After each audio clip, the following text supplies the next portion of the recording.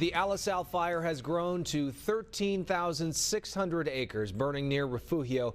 Evacuation orders are still in place for hundreds of people and structures remain threatened. The fire is 5% contained tonight. Let's get out live to Fox 11's Scott Sheehan, who has been on the front line since the fire first started yesterday afternoon.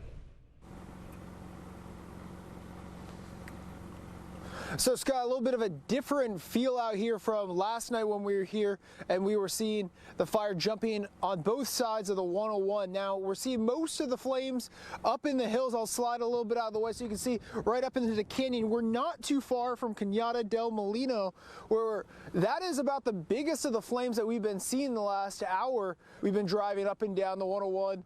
About 10 miles worth, and those flames up there, judging based off of the trees not too far, those flames are probably about 40 to 50 feet and probably about 3/4 of a mile up into the canyon. So it is just as you're seeing, the wind is coming in and those flames are going up. Those flames were a little bit smaller just before you guys came out to us. So what do we know so far is these firefighters are trying to do most of their fighting near structures, protecting buildings and structures. Right now, 13,400 acres, 5% contained. We've been seeing teams from all sorts of different parts of Southern California, like San Diego, San Luis Obispo, Santa Barbara, Los Angeles, and Riverside counties, as well as even some of our state neighbors of Utah and Nevada coming here to help us fight. So far as damages that we've seen one out structure burn, one semi-truck from last night that was burned. We heard that driver was taken to the hospital,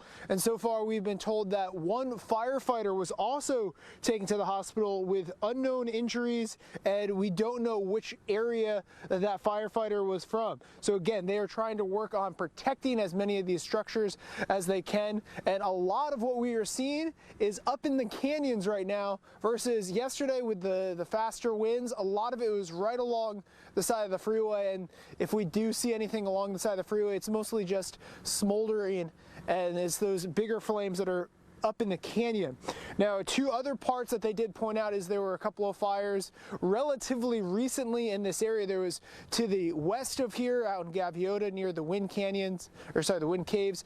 That happened a couple of years ago, and there's also the Sherpa fire also from a couple of years ago. And so those burn scars are playing into the firefighters, the way of fighting this fire. So all of this is going on. The winds did just pick up in the last couple of minutes, and as we saw as a result, those flames are getting bigger out there in the canyon, but much different from wind from yesterday, where we were seeing wind gusts. They were anticipating up to 70 miles per hour, and it has not been that much, so much so that we've even seen some helicopters earlier this afternoon. But we're going to keep you updated. We're keeping an eye on these flames and where they are right now. The 101's still closed, and we'll have more for you as the night goes on.